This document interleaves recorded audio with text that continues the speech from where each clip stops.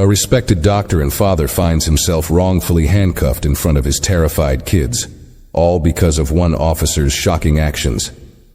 But when the truth finally surfaces, an unexpected twist changes everything. What unfolds next is nothing short of jaw-dropping. You won't believe how karma delivers justice in the end. Before we get into this powerful story, comment below where in the world you're watching from. And if you enjoy stories like this, don't forget to subscribe so you never miss out.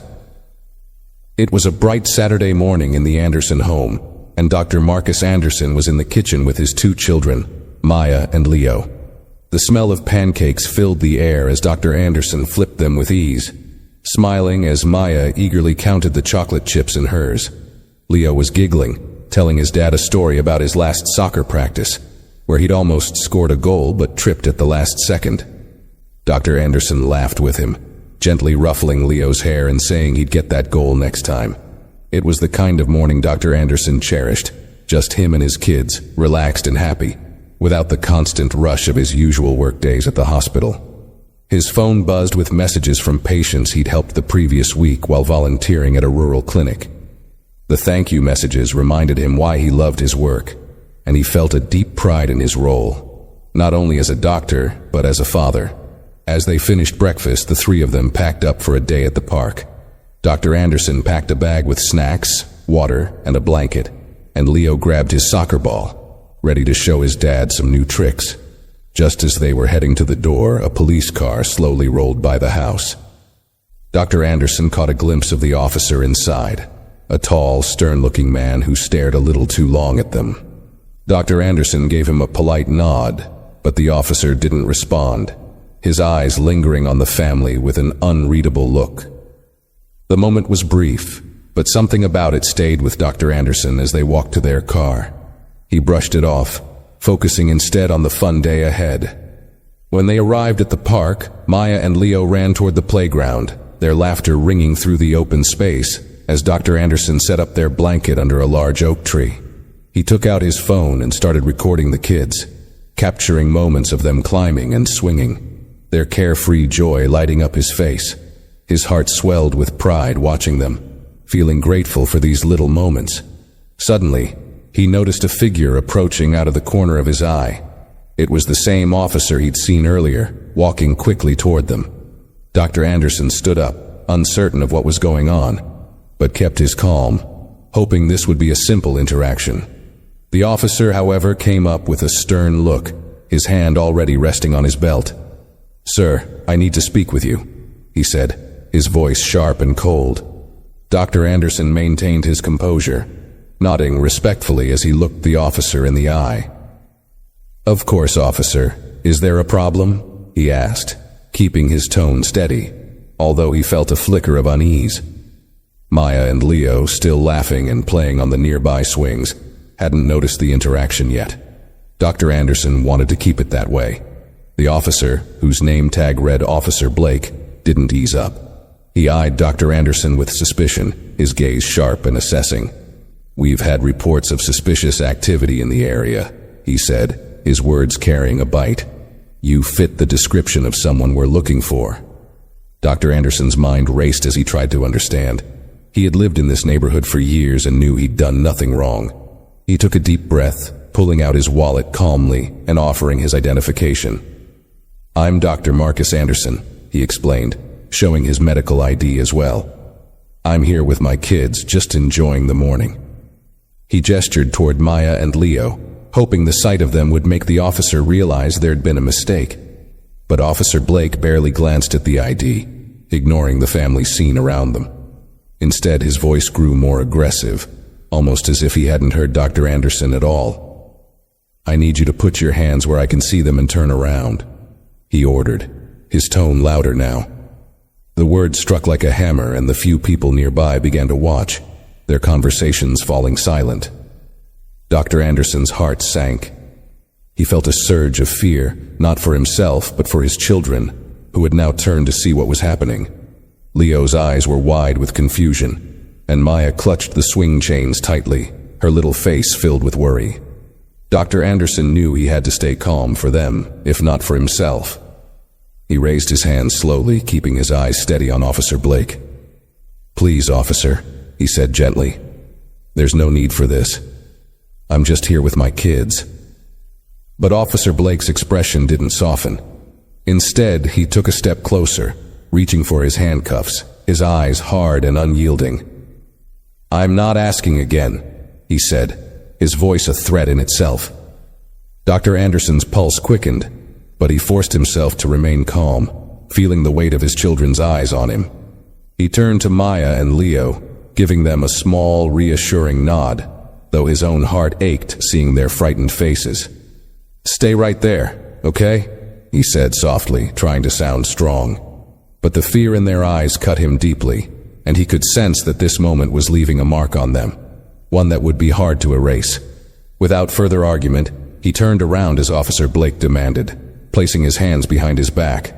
The cold metal of the cuffs snapped tightly onto his wrists, a humiliating sensation he had never imagined he would feel. The world around him seemed to slow. Every sound and movement heightened. Maya's small voice broke the silence, a shaky whisper to her brother. "Why are they doing this to Daddy?" Officer Blake pressed down firmly on Dr. Anderson's shoulder, forcing him to kneel on the grass. Dr. Anderson tried to maintain his dignity, even as his knees dug into the dirt. He kept his gaze forward, refusing to look at his children now, not wanting them to see the struggle on his face. But he could hear them, and that was worse.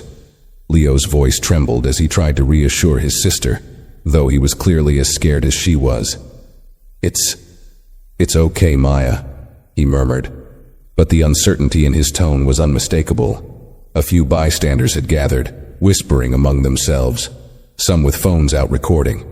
One woman in the crowd called out, "Is this necessary? He's with his kids." Another man tried to approach but stopped when Officer Blake shot him a glare that silenced any further protests. Dr. Anderson wanted to say something, to tell his children it would be all right, to reassure the crowd that this was some mistake.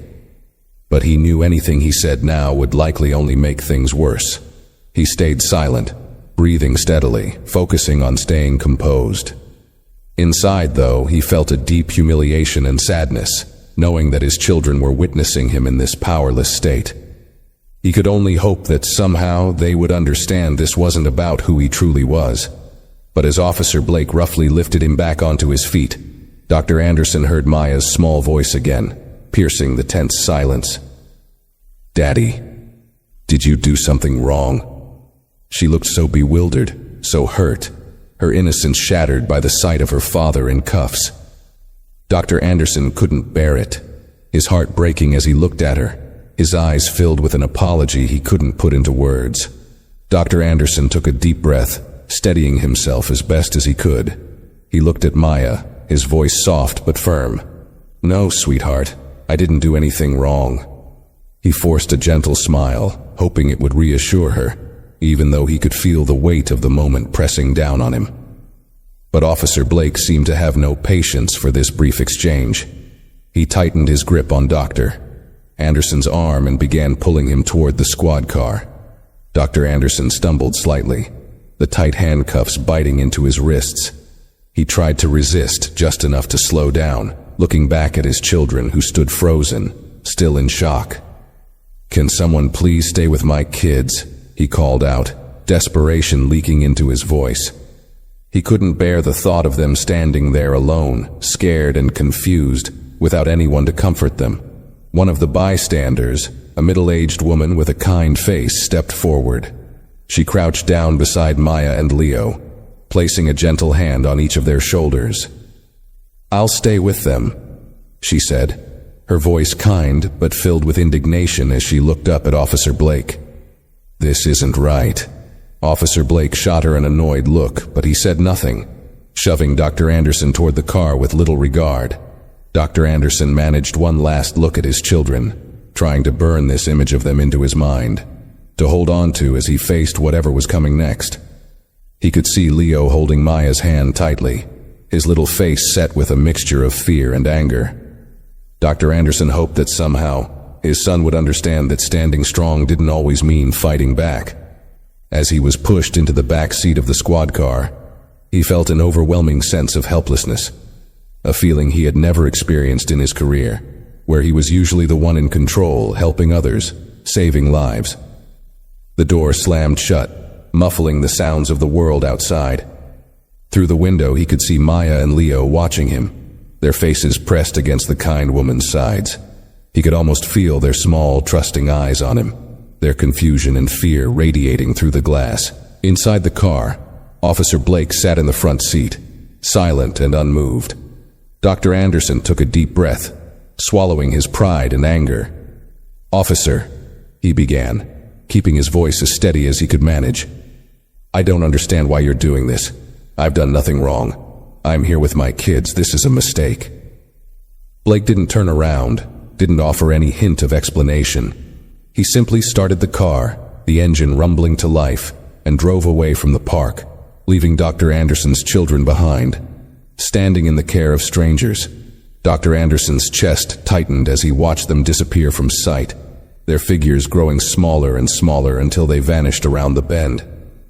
The weight of it all settled over him, filling the silence in the car. As the car moved away from the park, Dr. Anderson sat in the back seat, his mind racing. He tried to piece together what had just happened, struggling to comprehend why a quiet day with his kids had turned into this nightmare. The familiar streets rolled by, but they felt strangely distant, as if he were in a dream he couldn't wake up from.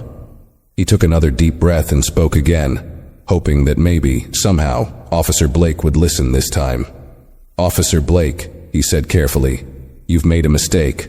I'm a doctor. I'm a respected member of this community.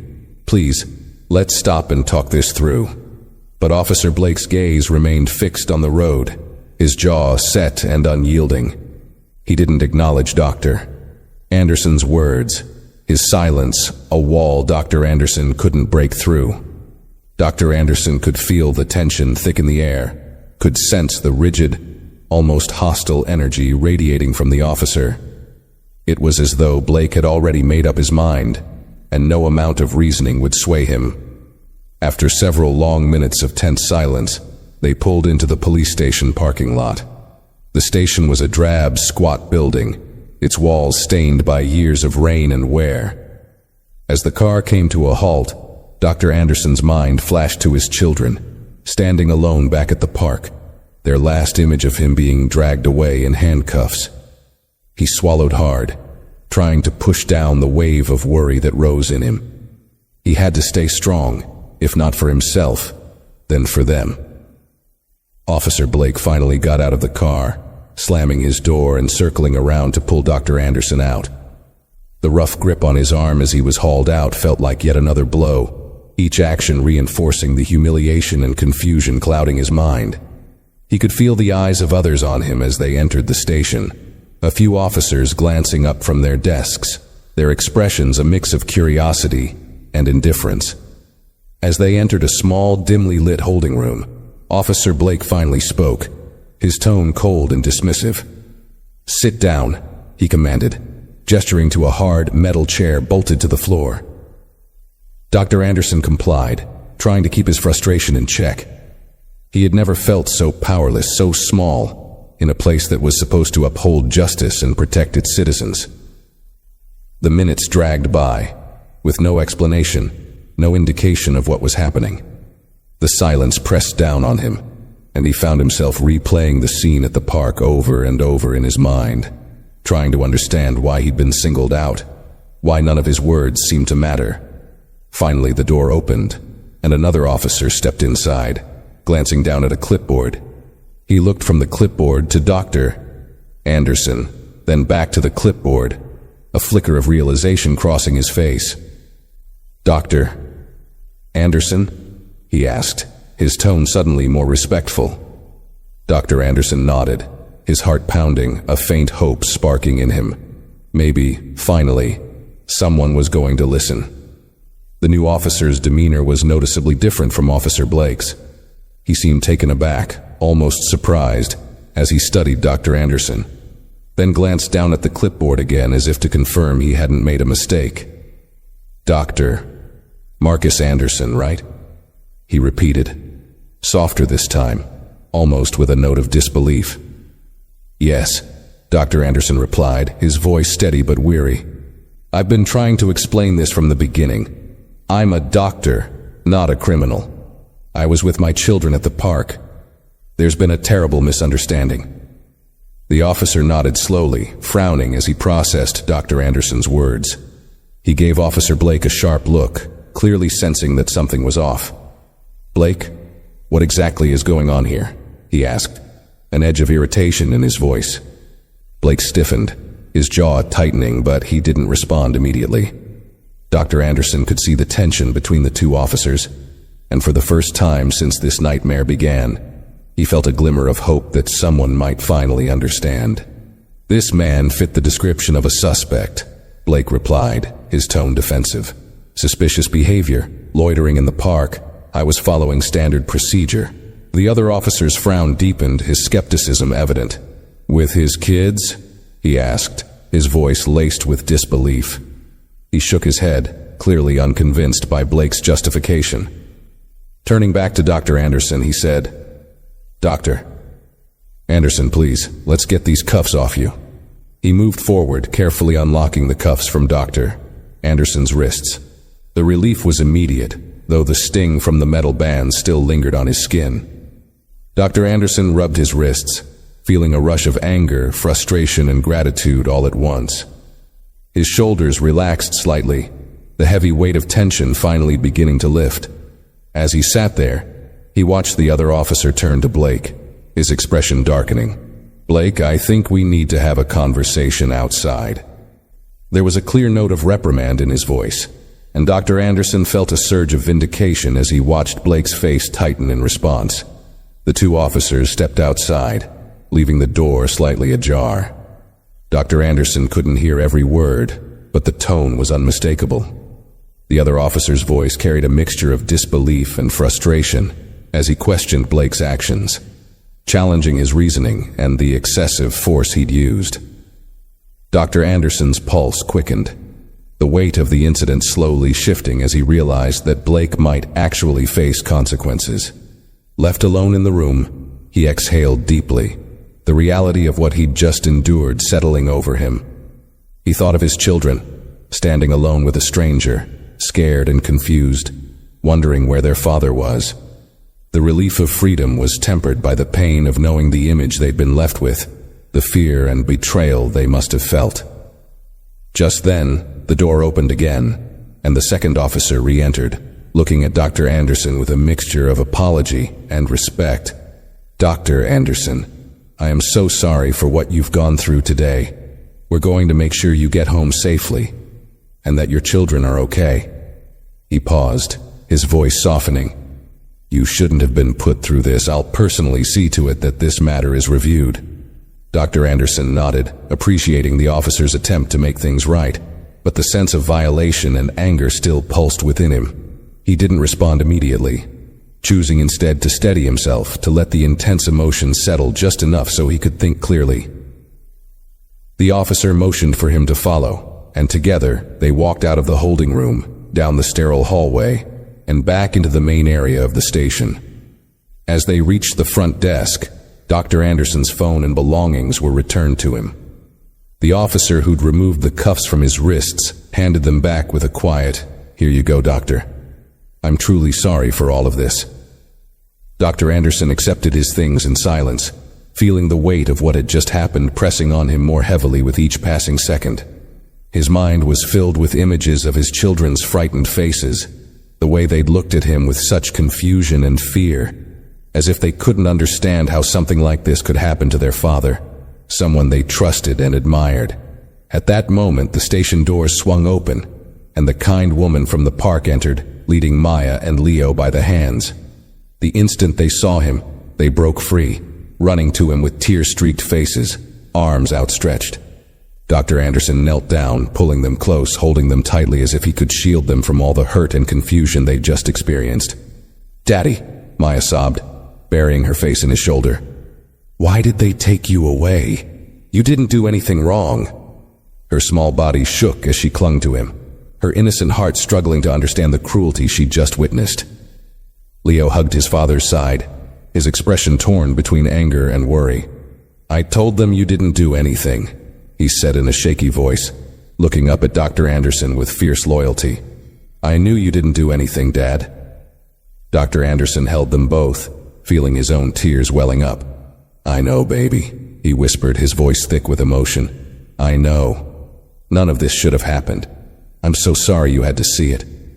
He stroked their hair, feeling the fragile weight of their trust, which had been tested in a way they couldn't yet fully understand. The woman who'd brought them stepped back, giving him a sympathetic nod. "They were so brave, Doctor," she said softly. "They knew you didn't do anything wrong. Everyone there did. We're all standing by you." Her words, though small, felt like a balm to his wounded heart, a reminder that people around him could see the truth, even when authority figures acted unjustly. As he rose to his feet, still holding Maya and Leo close, Dr. Anderson turned back to the officers, his expression resolute. "I'm taking my kids home," he said quietly, "but this isn't over." His tone was calm, but his words carried the weight of someone who knew that what had happened to him today couldn't be ignored, swept aside, or justified. The officer who had helped him looked down, nodding solemnly. "Understood, Dr. Anderson," he replied, acknowledging the gravity of the moment. Dr. Anderson held his children close as they stepped out of the station, the afternoon sun casting a warm glow that felt jarringly at odds with the heaviness in his heart. The walk to the car was silent, his children clinging tightly to him, their small hands gripping his own as though afraid he might be taken from them again. As they reached the car, he knelt down to look them in the eyes, searching for the words to reassure them, to somehow make sense of what they'd just experienced. "Listen to me," he said softly, his voice steady but thick with emotion. "What happened back there? It was wrong. None of it was your fault, and it wasn't mine either." He paused, seeing the confusion and sadness in their eyes, wanting desperately to erase it but knowing he couldn't. Sometimes people make mistakes. Sometimes they do things that aren't fair. But I want you to know that none of this changes who I am, or who you are. You both understand?" Maya nodded slowly, though her brow was furrowed, her young mind struggling to process. Leo, however, was quieter, his gaze fixed on the ground. After a moment, he looked up, his expression one of deep hurt. "But Dad, why did he hate you? You didn't do anything to him." Dr. Anderson felt his heart ache, the question cutting through him in a way he hadn't anticipated. He pulled Leo closer, placing a gentle hand on his shoulder. "I don't know why, son," he said honestly, hating that he didn't have a better answer. "Sometimes people judge others without knowing them. They see someone and decide things about them that aren't true. But that doesn't make what they did right, and it doesn't make us any less." Leo nodded, his little jaw set in a way that was both heartbreaking and proud, as if he was already trying to process and protect himself from what he'd seen. Dr. Anderson could see that his son was trying to stay strong, to push down the hurt, and he felt a fresh wave of anger at the injustice of it all. No child should have to learn such lessons so young. They drove home in silence, each of them lost in thought. Dr. Anderson's mind raced with everything that had happened, replaying every moment, feeling the weight of the injustice growing heavier. But alongside the anger and sadness, he also felt a growing resolve. This wasn't just about him. It was about his children, about what they would remember, and about the world they would grow up in. When they finally arrived home, Dr. Anderson helped Maya and Leo out of the car, their small hands still clutching his as they walked to the front door. The house, usually a place of warmth and laughter, felt strangely quiet, almost heavy with the echo of what had happened that day. As they stepped inside, Maya, still visibly shaken, sat on the couch, clutching her stuffed animal close, while Leo paced in the living room, his expression pensive and restless. Dr. Anderson joined them, sitting between his children, pulling them close to either side of him. He felt the weight of what he needed to say, the importance of addressing the fear and confusion in their hearts before it became something deeper and harder to untangle. He knew that today had changed something in their lives, perhaps forever, and he wanted to be the one to guide them through it. "Listen, Maya, Leo," he began gently, his voice calm but firm. What happened today, it was unfair and it was wrong. But I want you both to understand that this isn't how everyone in the world acts. There are so many good people, kind, caring people, who would never treat anyone the way that officer treated me. And I don't want you to lose hope in people because of one bad experience. Maya looked up at him, her eyes wide, still full of questions. But Daddy, what if it happens again? She asked, her voice barely a whisper. The innocence in her question broke his heart, and he took a steadying breath, fighting to keep his own emotions in check. He held her hand, squeezing it gently. I can't promise it won't, sweetheart, he said honestly. But what I can promise is that we'll always face it together. We don't have to let other people's actions change who we are or what we believe. No one can take away our dignity unless we let them. You understand? Leo, who had been quiet this whole time, finally spoke, his young voice carrying a determined edge. But Dad, isn't there something we can do so that this doesn't happen to anyone else? His words caught Dr. Anderson off guard, but he saw a spark in his son's eyes, a resilience that mirrored his own, and he felt a surge of pride. Yes, Leo, there is, he said, nodding slowly. We can speak up. We can tell our story so that people know what happened. And we can make sure that the officer is held accountable for what he did. Sometimes change happens when people stand together and speak the truth. He looked at both of them, hoping they felt the strength in his words. We have to be brave, not just for ourselves, but for others who might go through something similar. Maya and Leo nodded, each of them processing this in their own way, and he could see a quiet understanding beginning to settle over them. The fear and confusion had not disappeared, but they had found something else now, a sense of purpose, of resilience. In that moment, Dr. Anderson felt a new determination solidify within him. He would not let this incident fade into silence. He would seek justice, not only for himself but for his children, and for every other person who might face the same injustice. The following day, Dr. Anderson woke up early, his mind already focused on the path ahead. The night had been restless, memories of the previous day replaying in his mind, each moment fueling his determination to seek accountability. He sat at the kitchen table, sipping his coffee as he scrolled through his phone, already filled with messages of support from friends, family, and even strangers who had heard about the incident from the video circulating online. After a quiet breakfast with Maya and Leo, he decided it was time to take the next step. He called his close friend Kevin, a civil rights attorney, explaining everything that had happened in detail, sparing none of the humiliating or heartbreaking moments. Kevin listened intently, his voice firm and supportive as he promised to help Dr. Anderson seek justice. They agreed to meet later that day to discuss their options. By noon, Dr. Anderson was sitting across from Kevin in his small law office, his hands clasped tightly in his lap. Kevin looked at him with an expression that was both sympathetic and resolute. Marcus, what you went through was unacceptable. We have every right to hold that officer and the department accountable, he said. The fact that this happened in front of your children makes it even more outrageous. We're going to make sure they hear you loud and clear. Dr. Anderson nodded, feeling a sense of relief wash over him. For the first time since the incident, he felt like he was taking control, turning the pain into purpose. Thank you, Kevin, he replied, his voice steady. I want people to know what happened. I don't want anyone else, especially kids, to go through what my children had to see. Kevin leaned forward, outlining a plan. First, we're going to file a formal complaint with the police department, and we'll be pushing for disciplinary action against Officer Blake. We'll also make a public statement. With the video evidence and witnesses, we have a strong case, Marcus, and the community will be on your side. They've already started rallying behind you.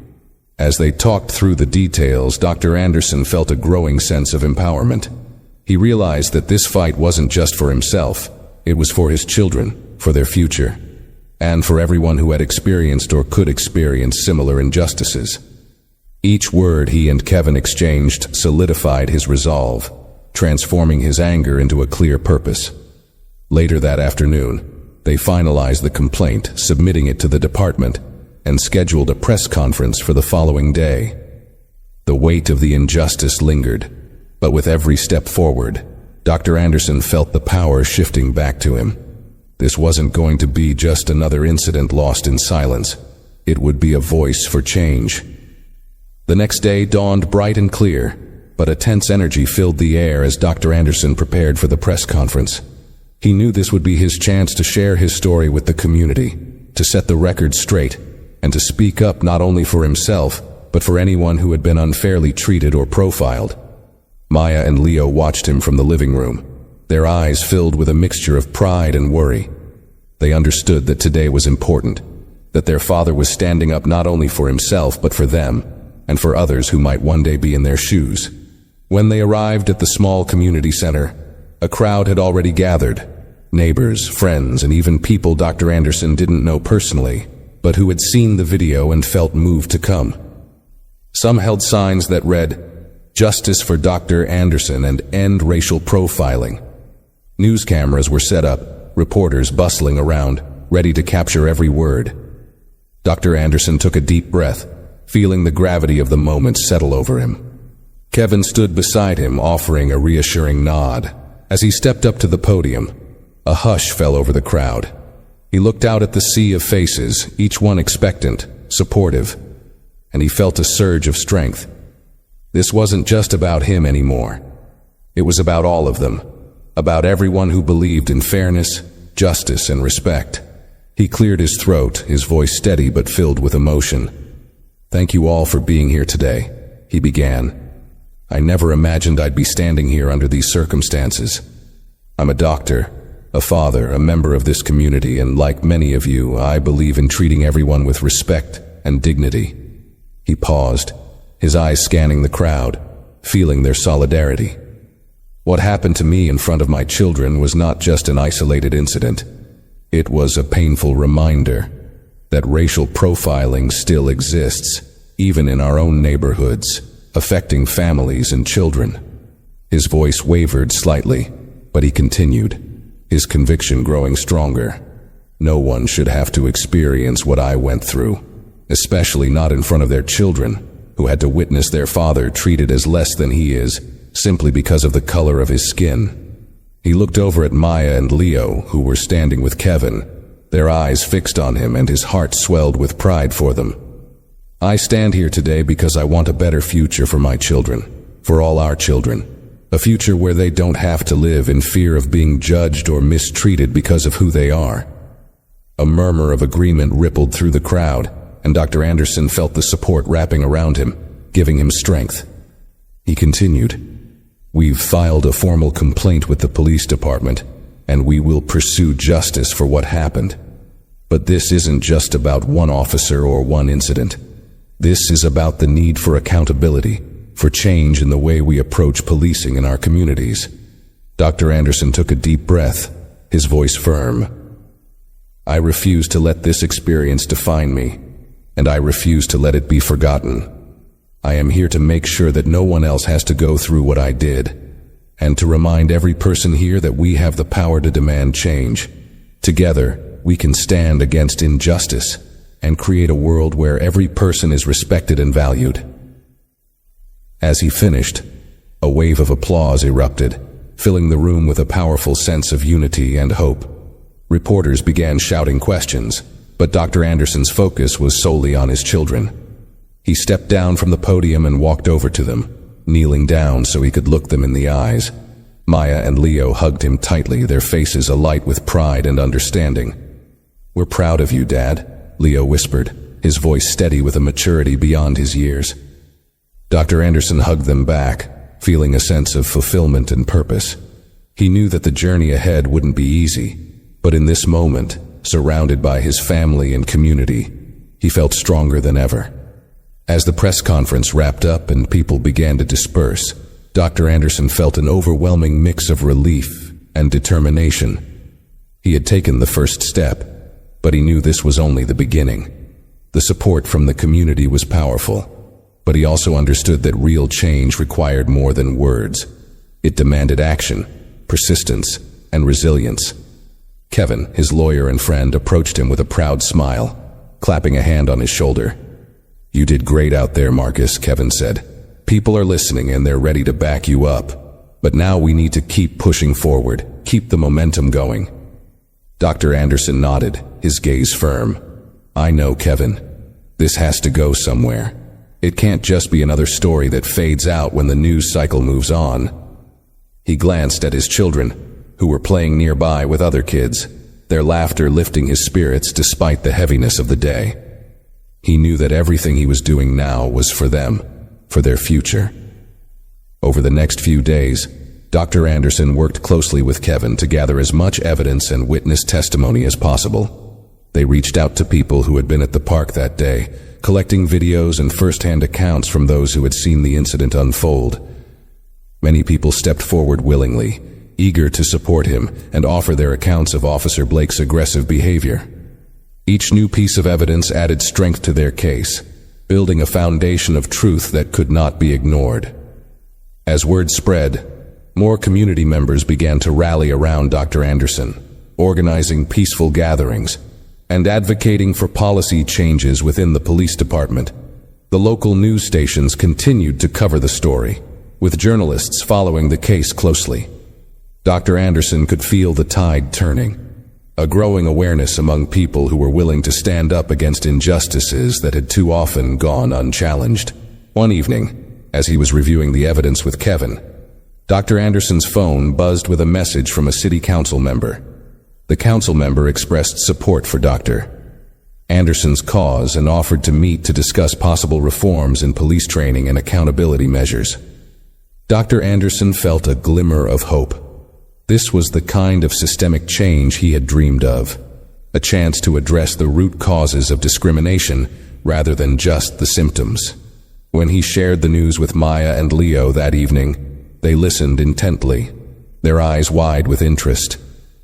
Leo, ever thoughtful, asked, "So does that mean things might really change, Dad? That maybe no one else will have to go through what we did?" Dr. Anderson pulled him close, smiling with a mixture of pride and resolve. "That's the goal, Leo," he said, his voice filled with quiet strength. "It won't happen overnight, but if we keep pushing, if we keep speaking out and working together, we can make things better, not just for us, but for everyone." As he tucked Maya and Leo into bed that night, Dr. Anderson felt a renewed sense of purpose. He knew that the journey was far from over, but for the first time, he truly believed that real, lasting change was possible. And as he closed their bedroom door and walked down the quiet hallway, he made a silent vow to keep fighting, to never back down until his children, and children everywhere, could grow up in a world that treated them with the respect and dignity they deserved. In the following weeks, the fight for justice gained even more momentum. Dr. Anderson found himself at the center of a growing movement, with community members and activists rallying behind him to demand accountability from the police department. The case had sparked widespread conversations, with people coming forward to share their own experiences of discrimination and profiling. What had started as a personal battle was evolving into a collective call for change, echoing throughout the city. One evening, as Dr. Anderson was preparing for yet another meeting with community leaders, he received an unexpected phone call. The number was unfamiliar, but something told him to answer. "Dr. Anderson, this is Chief Rodriguez from the police department," a steady voice said on the other end. There was a pause, and Dr. Anderson could sense an unusual tension in the chief's tone. "I wanted to personally reach out to discuss the incident involving Officer Blake. We're taking this matter very seriously." Dr. Anderson felt a mixture of skepticism and curiosity. This was the first time anyone from the police department had directly addressed him since the incident. "I appreciate the call, Chief Rodriguez," he replied cautiously. "My family has been through a lot, and I hope you understand how important it is to see real accountability and change." Chief Rodriguez hesitated before continuing, his voice softening. "Dr. Anderson, I'm a father too, and I understand the impact this must have had on your children. I would like to invite you to meet with us, along with members of the City Council and the Civilian Review Board. We're committed to reviewing our procedures and listening to the community's concerns." The invitation surprised Dr. Anderson. It was a small step, but it was significant. For a long moment he considered what it could mean, not just for his own family, but for others who had faced similar treatment. This meeting could be an opportunity to influence real, lasting reform within the department. "Thank you, Chief," Dr. Anderson replied, his tone firm. "I'll attend the meeting and I'll bring members of the community with me. This is a conversation that involves all of us." They agreed on a date, and Dr. Anderson hung up, his mind racing. He knew that this meeting wouldn't solve everything, but it was a chance to present their demands directly to those in power.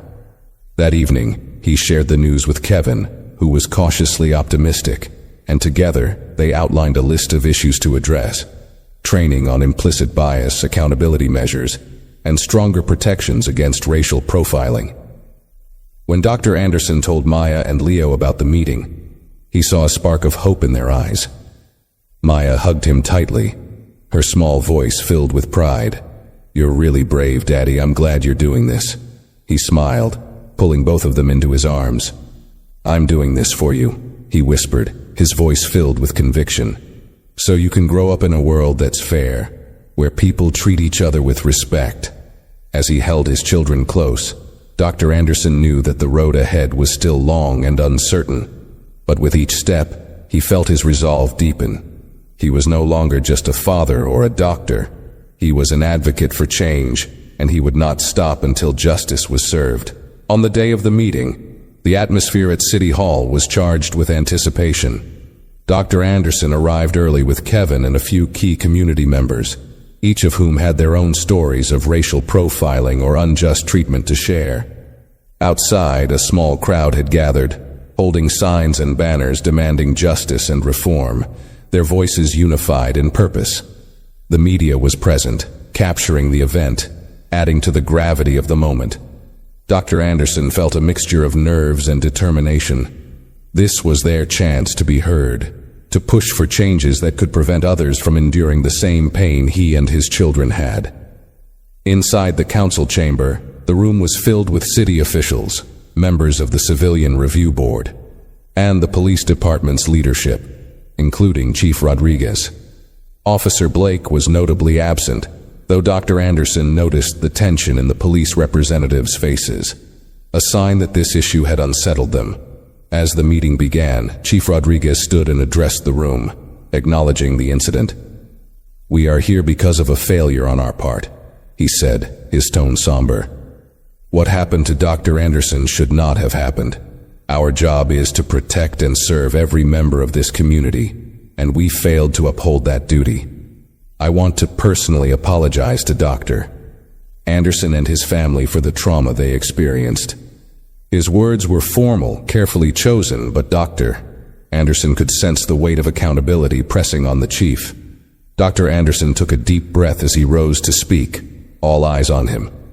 "Thank you for the apology, Chief Rodriguez, but an apology alone is not enough," he began, his voice steady but charged with emotion. "My children watched me, their father, handcuffed and humiliated without reason. That kind of trauma doesn't just go away. It lingers, shaping how they see themselves and how they see authority." His voice grew firmer. "We're here to make sure that no one else has to experience that, and that requires more than words.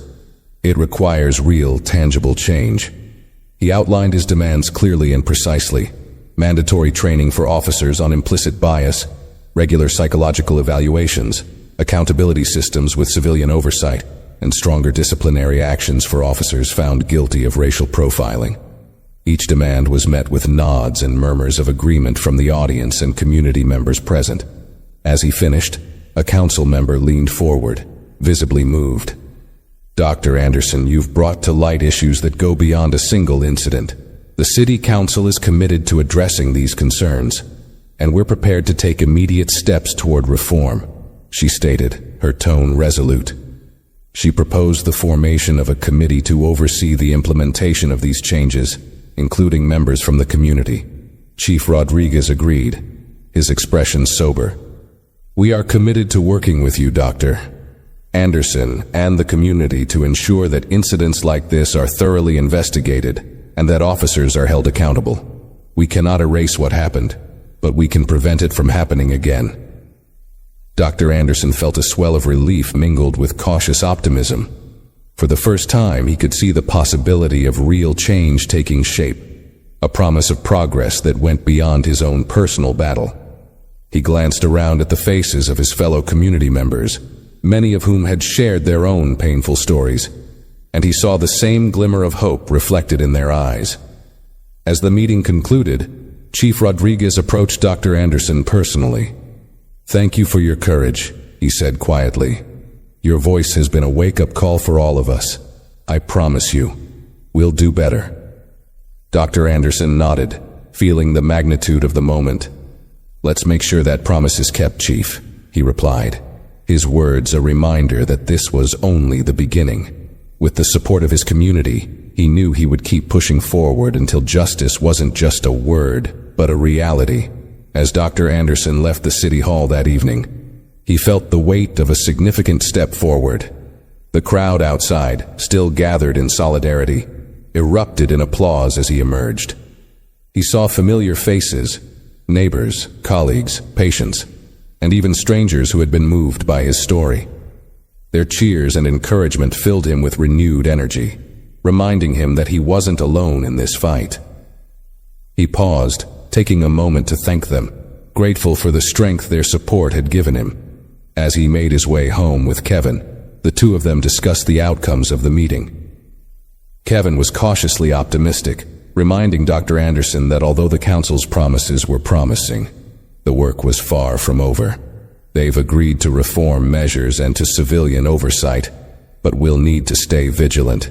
Change isn't instant, Marcus, he said. This could take months, maybe longer. We'll need to hold them to every word. Dr. Anderson nodded, understanding the reality ahead. I'm ready for that, he replied. We've come this far, I'm not going to let it slip away. He thought of Maya and Leo, their innocent trust shaken but their pride in him still clear. He would do whatever it took to make sure they could grow up in a world where they felt safe and valued. When he finally arrived home, his children greeted him eagerly, their eyes bright with curiosity. They'd heard snippets of what had happened and wanted to know everything. Dr. Anderson sat with them in the living room, describing the meeting in simple terms they could understand. He told them about the community's support, the council's promises, and the police chief's apology. Maya listened intently, her small hands gripping his as she took in every word. Does that mean it's over, Daddy? She asked, her voice hopeful. Dr. Anderson smiled gently, placing a hand on her shoulder. Not quite, sweetheart, he said, but it means we've made a big step forward, and if we keep working together, things will get better, little by little. Leo, always thoughtful, looked up at him, his face serious. Will that police officer get in trouble? He asked, his voice filled with quiet determination. Dr. Anderson met his son's gaze, understanding the depth of his question. He'll face the consequences for what he did, Leo, he replied. And part of what we're doing is making sure that officers who act unfairly are held responsible. We're making sure that rules are put in place, so things like this don't happen to other families. The weight of that promise settled over him, filling him with both responsibility and pride. As they talked, Dr. Anderson realized how much his children had grown through this experience. They understood more than he'd realized, and their empathy and strength were beyond their years. He hugged them tightly, grateful for their resilience, for their faith in him, and for their willingness to stand by him in this fight. That night, as Dr. Anderson lay in bed, he felt a sense of calm he hadn't felt since the ordeal began. There would still be challenges ahead, meetings, rallies, perhaps even setbacks, but he knew now that they were on the path to meaningful change. The movement they'd started had taken root, and with each passing day, more voices were joining in, amplifying their call for justice and fairness. In the quiet of the evening, he made a promise to himself and to his children. He would see this through to the end, ensuring that the world they grew up in was better than the one he had faced. And as he drifted into sleep, he held on to that vision, a future where dignity and respect were not privileges, but rights shared by everyone. The following week, Dr. Anderson's case continued to gain traction. with local news outlets following the story closely. Reports highlighted the community's demand for justice and the city council's promise for reform.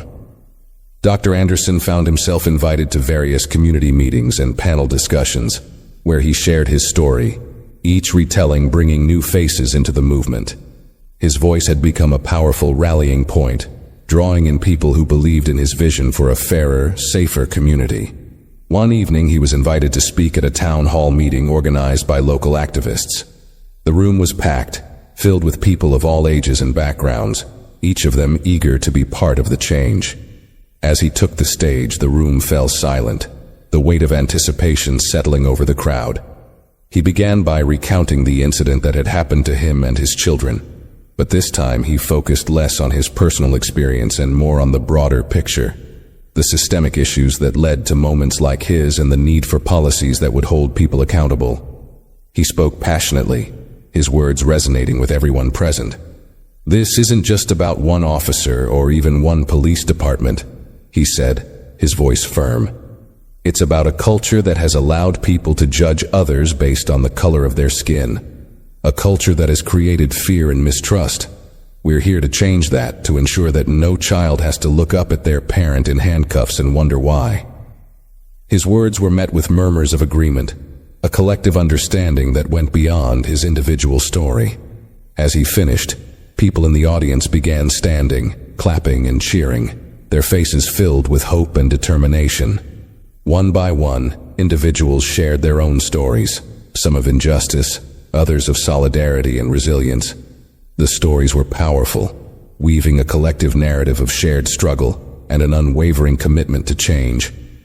After the meeting, as people came up to thank him and offer their support, Dr. Anderson felt a renewed sense of purpose. This movement was no longer just his. It had become something larger, a community-driven call for accountability, fairness, and unity. As the weeks passed, the push for reform within the police department gained unstoppable momentum. The city council held another public meeting, this time announcing that they would be implementing a series of changes recommended by Dr. Anderson and the community's leaders. Among these changes were mandatory training sessions on implicit bias, expanded civilian oversight, and a zero-tolerance policy for racial profiling. It was a victory that felt significant but hard-won, and Dr. Anderson knew that his role in this process was far from over. One afternoon, he received a call from a reporter working on a feature story about the impact his case had made on the community. The reporter wanted to conduct a more in-depth interview, focusing on how the experience had changed his perspective, not only on justice but on his role within the community. Dr. Anderson agreed, recognizing that his story could continue to inspire others to speak out and demand accountability. During the interview, Dr. Anderson opened up in a way he hadn't before, sharing insights into his journey from shock and humiliation to resilience and activism. "What happened to me and my children was something no one should have to endure," he told the reporter. "But I realized that if we remained silent, we'd be letting this kind of treatment go unchallenged. Speaking up was our only way to ensure change, not just for us but for others too." He explained that for him, the hardest part had been facing the questions and confusion in his children's eyes, knowing that this experience would forever alter the way they saw the world. "I didn't want them to grow up carrying fear," he said, "but instead to grow up with a sense of empowerment, knowing that they have the right to demand respect and fairness." The article, published a few days later, spread quickly.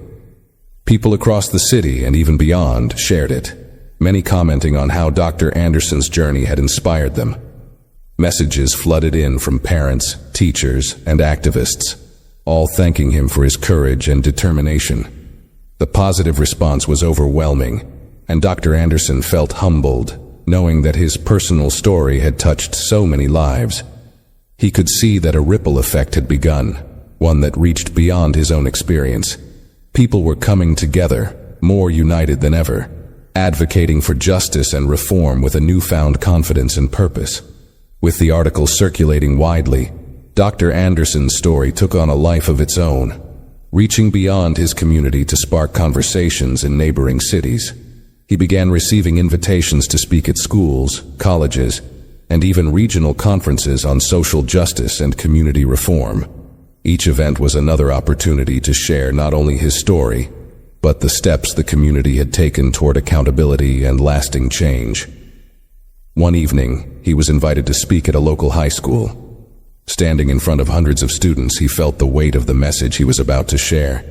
He could see the curiosity and eagerness in their young faces, many of them looking to him with hope, perhaps wondering how they could be part of the change he was fighting for. He began by sharing what had happened to him, describing the fear and confusion his children had faced, but he quickly shifted to a message of empowerment and resilience. "You're the future of this community," he told them, his voice steady and passionate. "Each of you has the power to make a difference, to stand up against injustice, to support each other. Change doesn't happen because one person stands alone. It happens when communities come together, when young people like you believe in a better world and work to make it real." After he finished speaking, the students gave him a standing ovation, their applause echoing with a powerful sense of unity and support. Several students approached him afterward, sharing their own stories of feeling judged or marginalized, expressing how much his words had meant to them. Dr. Anderson felt a profound sense of fulfillment, realizing that his experience had not only brought change to his own life, but had ignited a spark in countless others. As he left the school that night, Dr. Anderson felt a renewed determination. He understood now that his role extended beyond seeking justice for his own family. He was part of a larger movement, one that was inspiring young people to challenge prejudice and stand up for what was right. This movement, he realized, wasn't just about fighting against something. It was about building something better, a community rooted in respect, compassion, and equality. In the weeks that followed, Dr. Anderson found himself reflecting deeply on how much his life and his sense of purpose had transformed. What had begun as a traumatic incident had blossomed into something far-reaching, a wave of change that was impacting lives and challenging long-held beliefs about authority, respect, and justice. The community was now buzzing with momentum. Local leaders, activists, teachers, and even students had joined forces, organizing regular gatherings and discussions, all inspired by the principles Dr. Anderson had championed.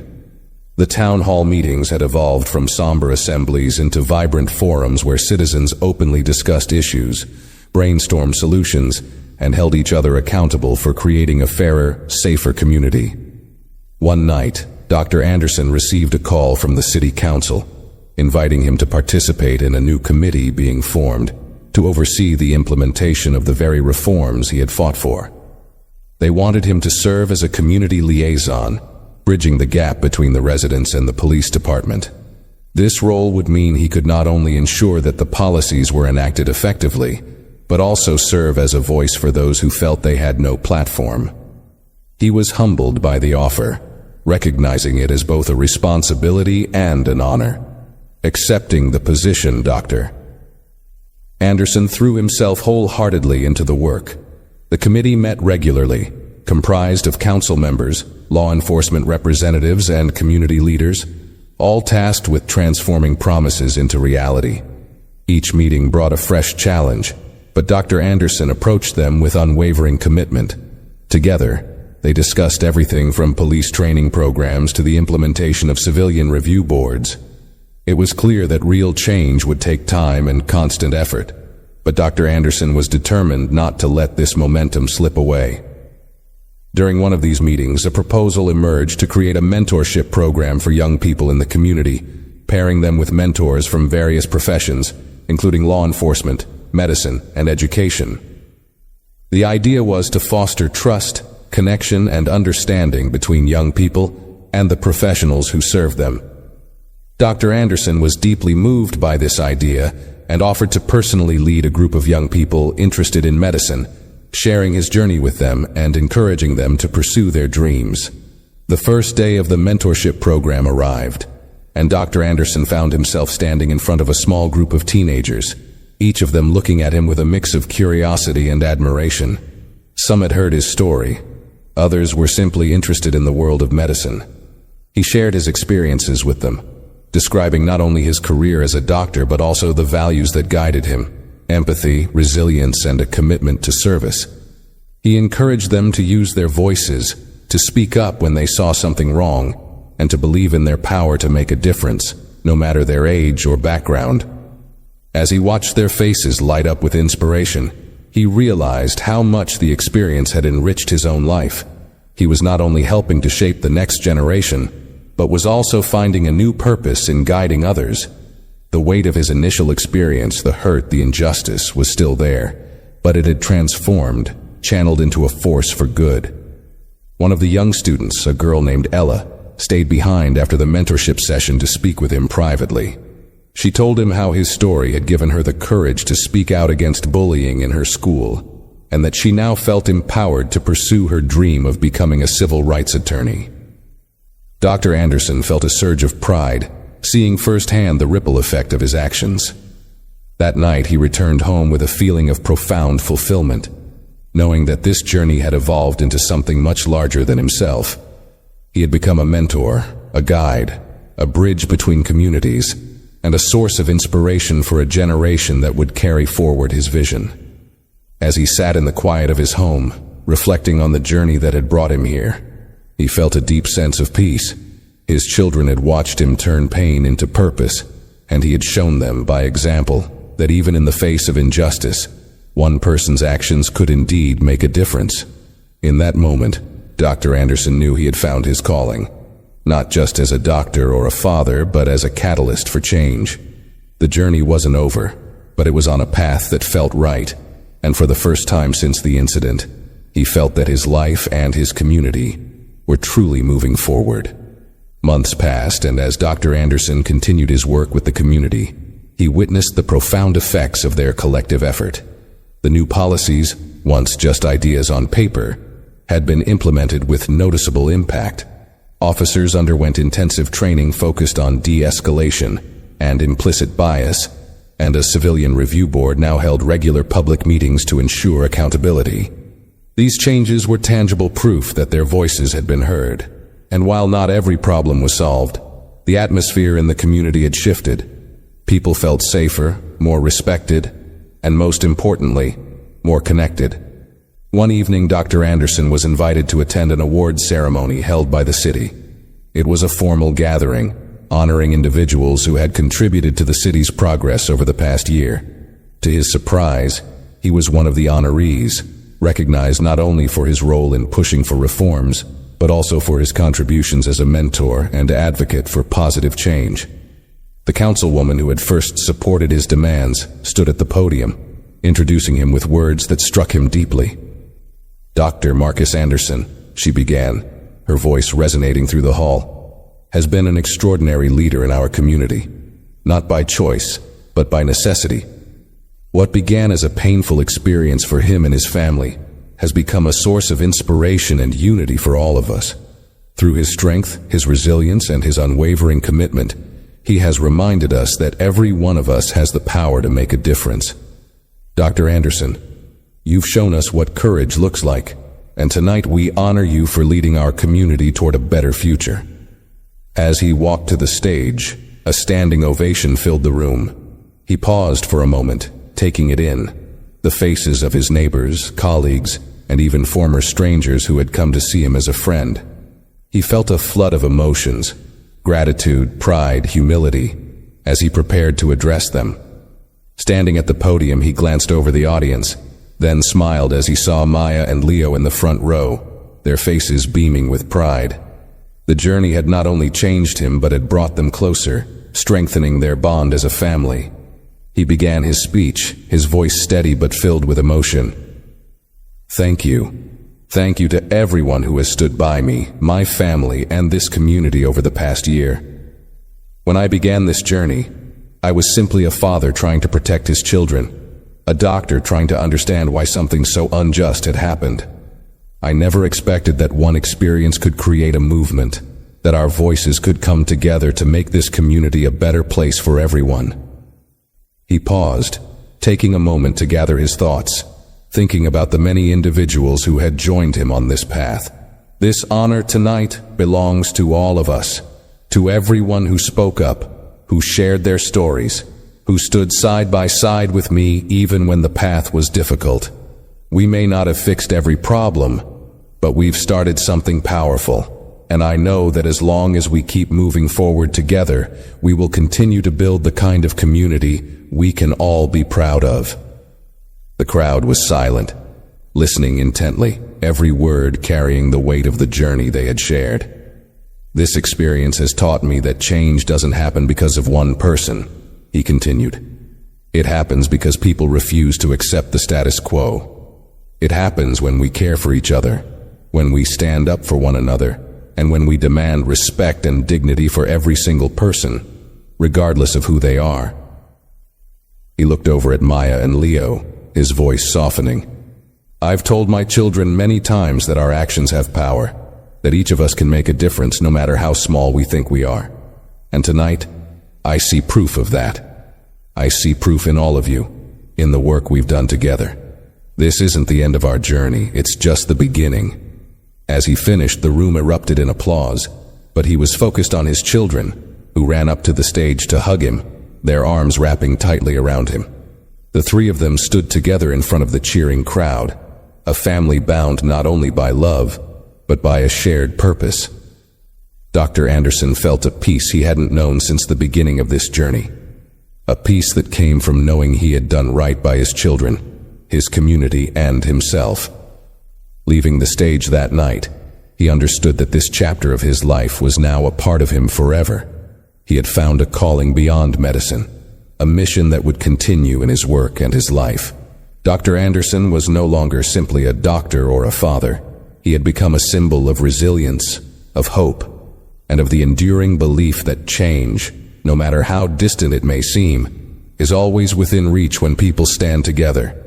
And as he walked into the night, with his children at his side, he looked out over the city that had become his home, knowing that together they had planted seeds of change that would grow for generations to come. If this story moved you, give it a thumbs up, share your thoughts in the comments. We'd love to hear from you, and hit subscribe for more stories that matter. Thank you for watching, and stay tuned for more powerful content.